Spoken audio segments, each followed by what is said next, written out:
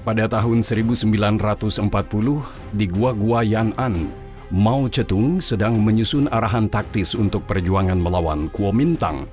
Ia tidak menulis tentang perang terbuka, tetapi tentang pengendalian diri, tentang seni persaingan yang panjang di mana seseorang harus berjuang dan bekerja sama dengan lawan pada saat yang sama, dan di mana 1000 pukulan kecil dapat menghancurkannya dengan lebih andal daripada satu serangan yang menentukan.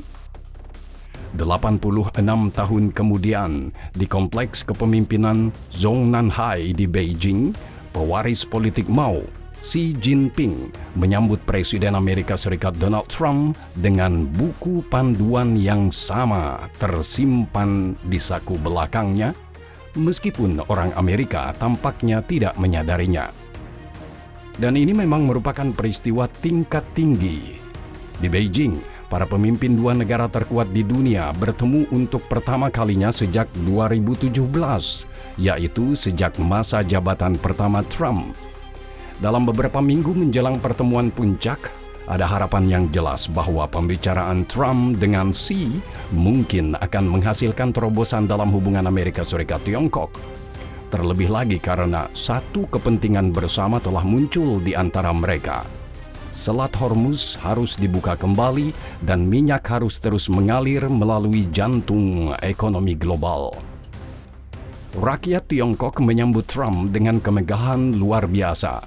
Tembakan salvo 21 kali di lapangan Tiananmen, jamuan makan kenegaraan di Balai Besar Rakyat, dan hak istimewa yang langka untuk melakukan pembicaraan di dalam Zhongnanhai, kompleks tertutup tempat kepemimpinan Partai Komunis Tiongkok menjalankan urusannya. Presiden Amerika Serikat menyampaikan kata-kata hangat untuk Xi Jinping, menyebutnya sebagai temannya. Xi kemudian meyakinkannya bahwa kebangkitan besar bangsa Tiongkok dan membuat Amerika kembali hebat dapat berjalan beriringan. Namun, James Palmer yang menulis di Foreign Policy menggambarkan pertemuan puncak Trump-Xi sebagai biasa saja. Mengapa? Mari kita perhatikan lebih dekat pembicaraan Trump dengan Xi Jinping. Jalannya pembicaraan tersebut memberitahu kita banyak hal tentang bagaimana masing-masing kekuatan memahami posisinya sendiri, bagaimana mereka memandang saingannya, dan alat apa yang akan mereka gunakan dalam persaingan di masa mendatang. Dari pengamatan-pengamatan ini, muncullah garis besar arsitektur baru persaingan Amerika Serikat-Tiongkok.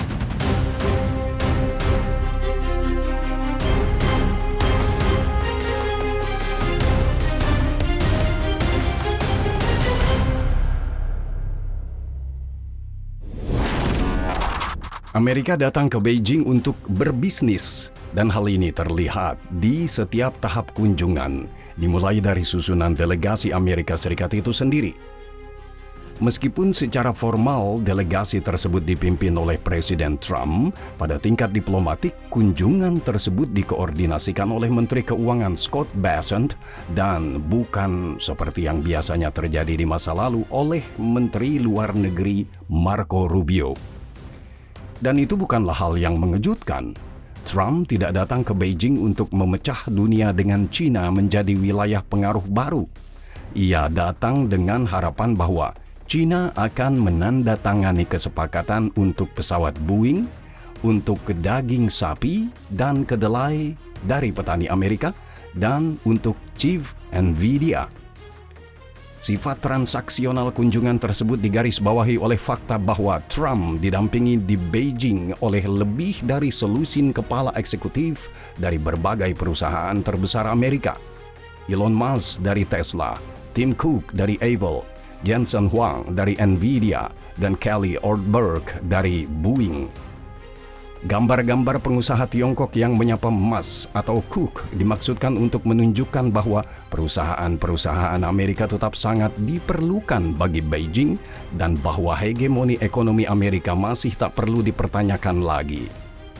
Namun Beijing memandang kunjungan Trump dari perspektif yang sama sekali berbeda.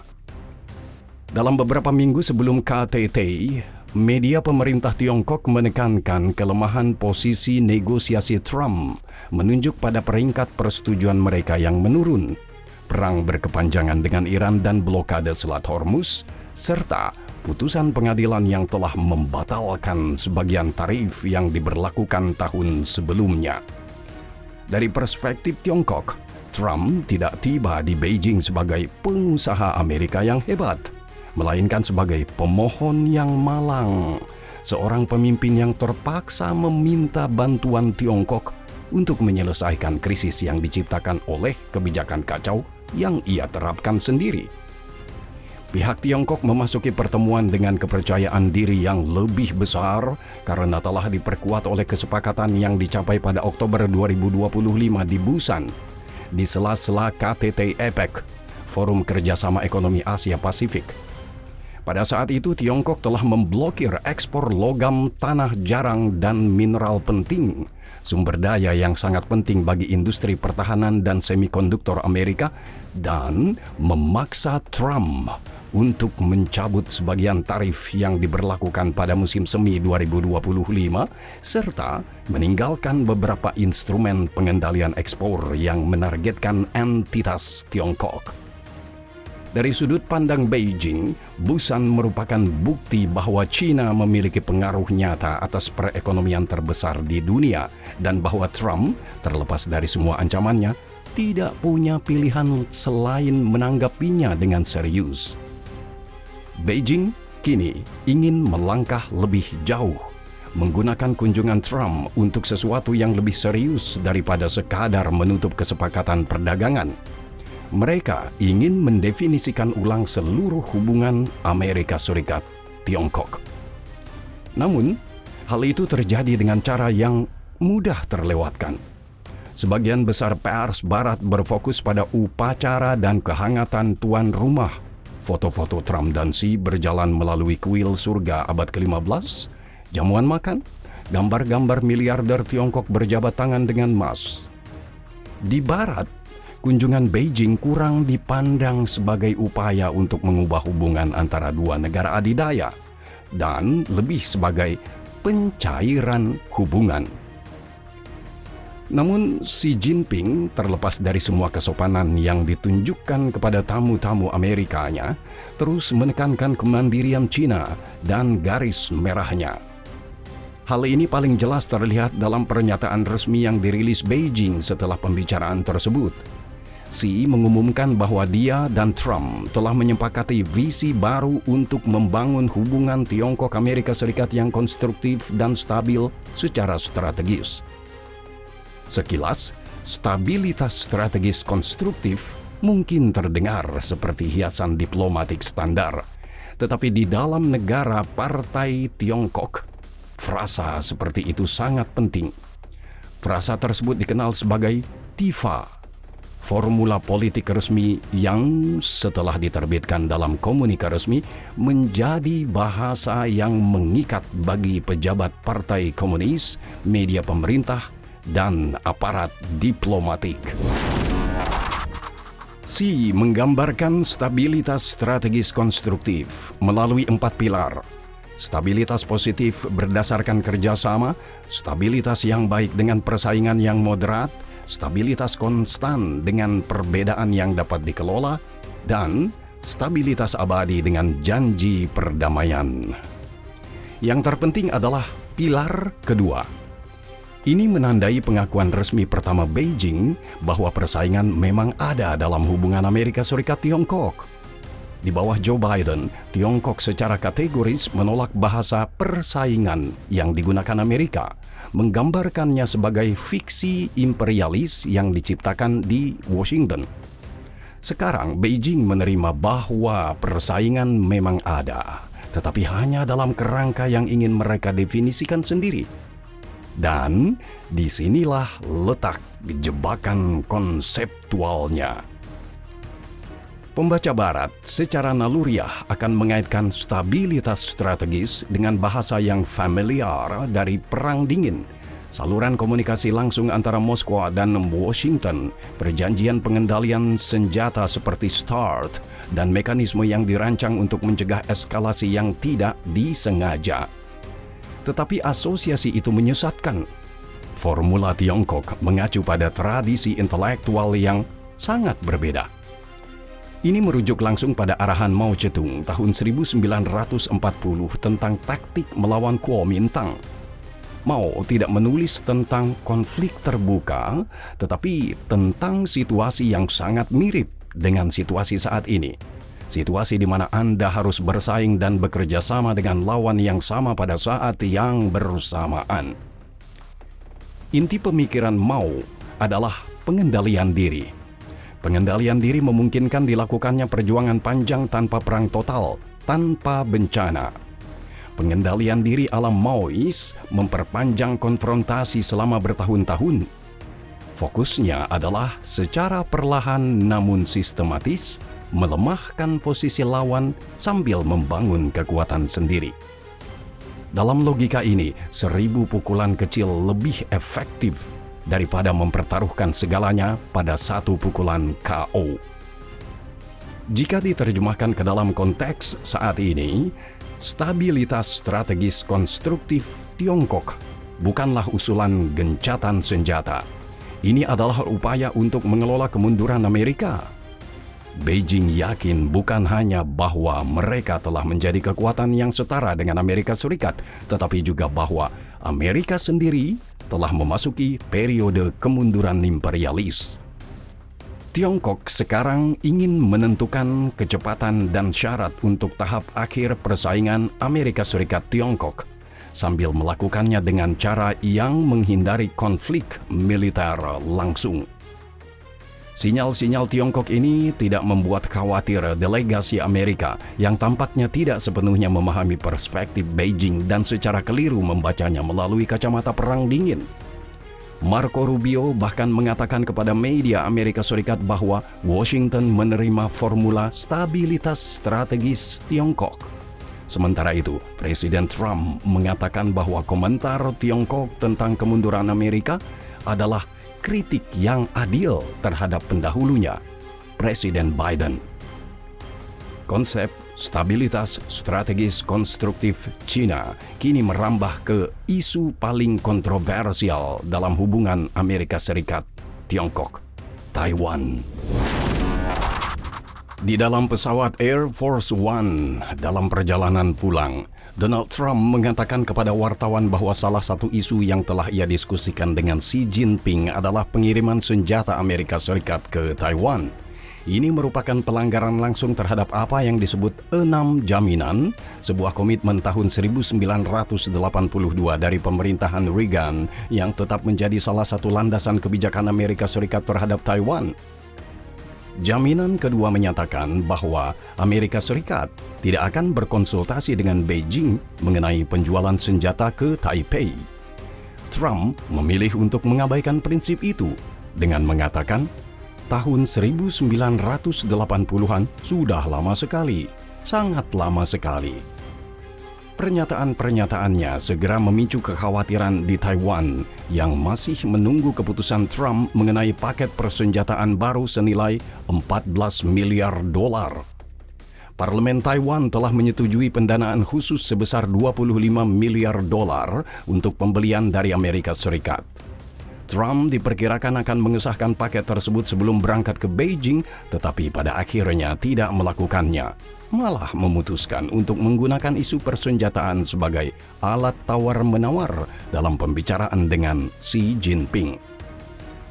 Kini Taiwan khawatir Trump mungkin akan menunda paket tersebut lebih lanjut untuk menjaga hubungan baik dengan Xi menjelang kunjungan balasannya ke Gedung Putih yang dijadwalkan pada 24 September.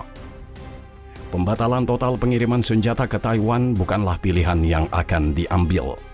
Namun bagi Beijing, sekadar menciptakan kesan bahwa jaminan keamanan Amerika Serikat untuk Taiwan tidak lagi pasti dan bahwa nasib pulau itu kini menjadi alat tawar-menawar antara Tiongkok dan Amerika sudah merupakan keberhasilan besar.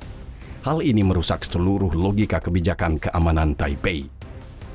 Xi Jinping sangat menyadari bahwa bahkan perubahan retorika kecil dari Trump, misalnya beralih dari formula saat ini, kami tidak mendukung kemerdekaan Taiwan, menjadi kami menentang kemerdekaan Taiwan, dapat memecah konsensus politik Taiwan dan melemahkan mereka yang di pulau itu mendukung aliansi erat dengan Washington.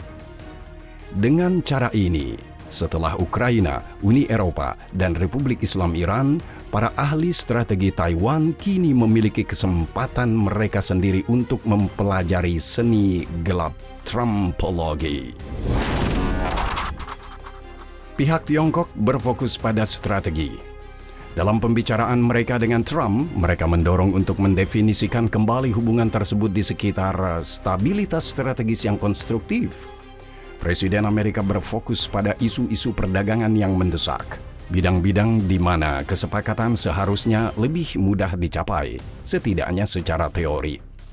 Secara teori, karena meskipun Trump berhasil mengamankan beberapa kesepakatan, daftar prestasi yang ia bawa kembali dari Beijing terbilang sederhana. China memesan 200 pesawat Boeing, namun jumlah ini jauh di bawah ekspektasi. Sebelum kunjungan tersebut sempat ada pembicaraan tentang pemesanan hingga 500 pesawat. Akibatnya, pada hari kunjungan Trump berakhir, saham Boeing turun hampir 5%. Kesepakatan-kesepakatan lainnya juga tetap berada dalam batasan paket perdagangan standar. Beijing berkomitmen untuk membeli setidaknya produk pertanian Amerika Serikat senilai 10 miliar dolar, terutama kedelai dan daging sapi, dan memperbarui lisensi bagi rumah pemotongan hewan Amerika untuk mengekspor daging sapi ke China. Hal ini sangat penting bagi para petani Amerika Serikat, yang suaranya akan dibutuhkan pemerintahan Trump dalam pemilihan paruh waktu November mendatang. Kedua pihak juga sepakat untuk membentuk badan gabungan yang bertugas mengurangi tarif atas barang senilai 30 miliar dolar Amerika Serikat. Scott Bessent juga mengumumkan protokol Amerika Serikat Tiongkok tentang keamanan AI yang dirancang untuk mencegah pihak swasta mengakses model AI yang paling canggih. Namun tidak ada terobosan terkait Chief NVIDIA.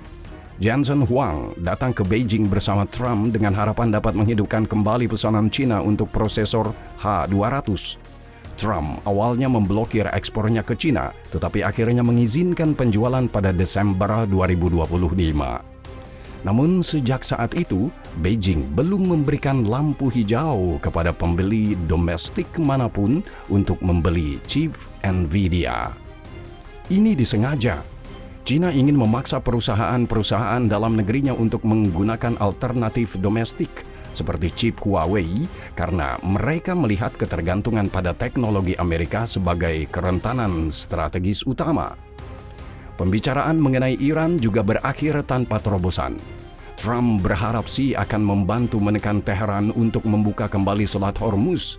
Sebaliknya, ia hanya menerima jaminan yang samar bahwa selat tersebut harus tetap terbuka dan Iran tidak boleh memungut biaya kepada kapal yang ingin melewatinya. Beijing menghindari komitmen konkret karena perang Amerika Serikat-Iran secara strategis menguntungkan China. Perang tersebut melemahkan posisi Amerika di antara monarki-monarki Arab di Teluk dan mempercepat terkikisnya hegemoni Amerika Serikat. Dalam hal ini, perang dengan Iran sangat sesuai dengan konsep stabilitas strategis konstruktif China dan tidak mengherankan bahwa Beijing, bahkan dengan biaya ekonomi, karena blokade Hormuz juga merugikan China, importir energi terbesar di dunia, bersedia mendukung Teheran dengan bantuan intelijen, militer, dan ekonomi dalam konfrontasinya dengan Amerika Serikat. Hal ini mengungkap perbedaan mendasar antara kedua pihak di KTT Beijing. Tuan rumah Tiongkok berpikir secara strategis, mengarahkan diskusi ke arah stabilitas strategis yang konstruktif. Trump berpikir dalam konteks komersial yang sempit dengan jangka waktu yang sangat pendek, yang hampir tidak melampaui pemilihan paruh waktu bulan November. Namun demikian, meskipun China jelas merupakan pihak yang dominan dalam KTT Beijing dan beberapa kali berhasil menyeret Trump ke dalam permainan mereka sendiri, sulit untuk menyebut Beijing sebagai pemenang mutlak. Konsep stabilitas strategis konstruktif mungkin menarik secara intelektual, tetapi Beijing mungkin salah perhitungan jika berasumsi Trump akan begitu saja menerima aturan yang diberlakukan oleh Tiongkok. Trump tidak merasa terikat oleh formula apapun, miliknya sendiri atau milik orang lain, dan tentu saja tidak oleh leksikon Partai Komunis Tiongkok, yang makna politiknya kemungkinan besar tidak dia pahami. Konsep Tiongkok juga memiliki satu kelemahan mendasar. Bahkan jika diagnosis Beijing tentang Amerika sebagai kekuatan yang sedang menurun itu benar, yang jauh dari jelas, kondisi penantang Tiongkok tetap patut dipertanyakan. Data konkret menunjukkan bahwa Tiongkok pun memiliki masalah serius. Perekonomiannya telah terjebak dalam deflasi yang diukur dengan deflator PDB sejak pertengahan 2023. Dan sementara pertumbuhan resmi pada tahun 2025 dilaporkan sebesar 5%, analis independen di Rhodium Group mempertanyakan angka tersebut dan memperkirakan pertumbuhan real di bawah 3%. Hal ini penting karena rata-rata Tiongkok masih jauh lebih miskin daripada Amerika Serikat atau Uni Eropa. Inti permasalahan terletak pada krisis properti yang dimulai pada tahun 2021. Hingga baru-baru ini sektor properti menyumbang sekitar 1/4 dari PDB Tiongkok. Akibatnya, ketergantungan pada ekspor semakin meningkat. Meskipun Beijing menyatakan tujuannya untuk menguranginya. Pada tahun 2025, ekspor menyumbang 1/3 dari pertumbuhan Tiongkok, pangsa tertinggi sejak tahun 1997.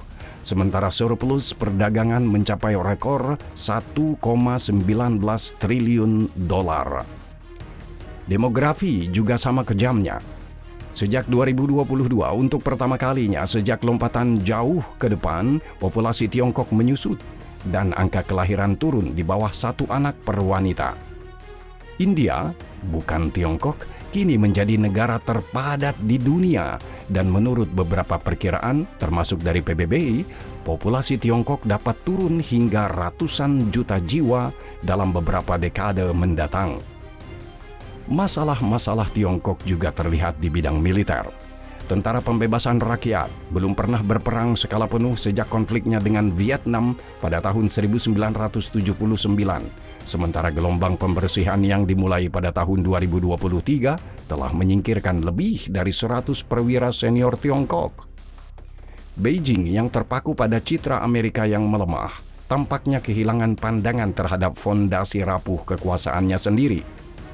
Diagnosisnya tentang kemunduran Amerika mungkin sebagian benar, tetapi stabilitas strategis konstruktif bertumpu pada asumsi yang mungkin tidak berlaku.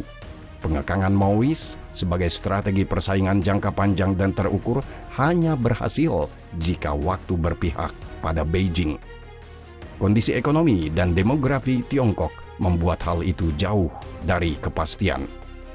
Beijing bukanlah satu-satunya pemain yang melebih-lebihkan fondasi kekuatannya. Washington pun melakukan hal yang sama. Keyakinan Trump bahwa teknologi Amerika tetap tak tertandingi yang terlihat dalam keputusan untuk membawa Cook, Musk, dan Huang ke Beijing kini secara terbuka ditentang. Tiongkok sudah mendominasi baterai, robotika, teknologi ramah lingkungan, dan manufaktur canggih. Dan dalam hal chip mutakhir, kesenjangan yang coba dipertahankan Washington melalui kontrol ekspor perlahan menyempit. Secara paradoks, sanksi Amerika Serikat mungkin mempercepat dorongan Tiongkok menuju swasembada. Hegemoni militer Amerika juga semakin dipertanyakan, seperti yang ditujukan oleh perang berkepanjangan dengan Iran. Terlepas dari sanksi selama bertahun-tahun dan persenjataan terbatas yang sebagian besar dibangun di sekitar drone murah dan rudal balistik, Iran telah menimbulkan kerugian besar pada sekutu Arab Amerika dan dengan memblokir Selat Hormuz secara efektif menyandra ekonomi global. Kebijakan luar negeri Trump menambah keraguan lebih lanjut tentang kekuatan Amerika, meskipun gambaran sebenarnya lebih rumit daripada yang terlihat pada awalnya. Pemerintahannya dengan tepat menyadari bahwa model hegemoni Amerika Serikat yang lama, di mana Washington memberikan jaminan keamanan sementara sekutu dengan tenang berbisnis dengan saingan Tiongkok dan Rusia, tidak lagi berkelanjutan. Namun, masalahnya adalah Trump memilih untuk tidak mereformasi tatanan internasional yang sebagian besar dibangun oleh Amerika Serikat sendiri setelah tahun 1945, sebuah tatanan di mana Amerika masih mempertahankan posisi istimewa, tetapi untuk membongkarnya secara keseluruhan. Klaim favorit Trump bahwa Amerika terus-menerus ditipu dan dieksploitasi oleh sekutunya telah menghasilkan kebijakan di mana Washington mencoba mempertahankan manfaat hegemoni global sambil menolak biaya yang menyertainya. Pemberlakuan tarif massal terhadap mitra, mempertanyakan komitmen NATO, dan bahkan menyatakan kesediaan untuk merebut wilayah milik sekutu seperti Greenland, dikombinasikan dengan tuntutan agar negara lain menghormati supremasi Amerika, memberikan akses istimewa kepada perusahaan Amerika Serikat ke pasar global, mempertahankan posisi istimewa dolar, dan mematuhi sanksi Amerika. Semua ini berarti Amerika Serikat semakin dipandang bukan sebagai hegemon global atau model yang patut ditiru, tetapi sebagai pengacau global, penghancur aturan lama yang tidak menawarkan sesuatu yang tahan lama sebagai penggantinya. Bahkan pendukung Trump pun semakin kesulitan menjelaskan tindakannya. Contoh paling jelas adalah serangan terhadap Iran yang secara langsung bertentangan dengan strategi keamanan nasional Amerika Serikat yang baru yang diterbitkan oleh pemerintahannya sendiri pada akhir tahun lalu. Trump mengatakan tujuannya adalah untuk memperbarui dan memperkuat kekaisaran Amerika. Tetapi sulit untuk menghindari kesan bahwa meskipun ia telah mendiagnosis kondisi kekaisaran dengan akurat, ia telah meresepkan pengobatan yang salah. Pengobatan yang tidak membangun kembali kekaisaran, tetapi malah memberikan terapi kejut padanya. Namun, pertanyaan yang masih terbuka adalah, apakah semua ini benar-benar penting? Kecenderungan Amerika dan Tiongkok untuk melebih-lebihkan kekuatan mereka sendiri dan meremehkan lawan. Beberapa tahun lalu, media sering menggambarkan persaingan Amerika Serikat-Tiongkok sebagai perang dingin baru. Jika dilihat ke belakang, label itu tampaknya kurang tepat. Label itu tidak mencakup kompleksitas geopolitik kontemporer secara keseluruhan. Dunia tidak terbagi menjadi dua blok yang jelas yang dapat dikuasai oleh Tiongkok dan Amerika. BRICS, alternatif Tiongkok terhadap lembaga-lembaga Barat, pada praktiknya tetaplah sebuah klub diskusi. Anggota baru terus bergabung, tetapi mereka melakukannya lebih sebagai strategi untuk berjaga-jaga daripada sebagai pilihan yang jelas dari kubu pro-Tiongkok. Dari sisi Amerika, situasinya serupa.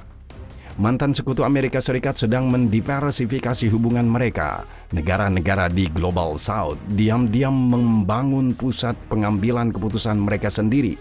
Dan ibu kota Eropa semakin lantang berbicara tentang otonomi strategis. Arsitektur baru persaingan Amerika Serikat-Tiongkok itu nyata dan akan membentuk politik dunia di tahun-tahun mendatang. Tetapi kemungkinan besar ini juga merupakan babak terakhir pemikiran bipolar tentang tatanan global.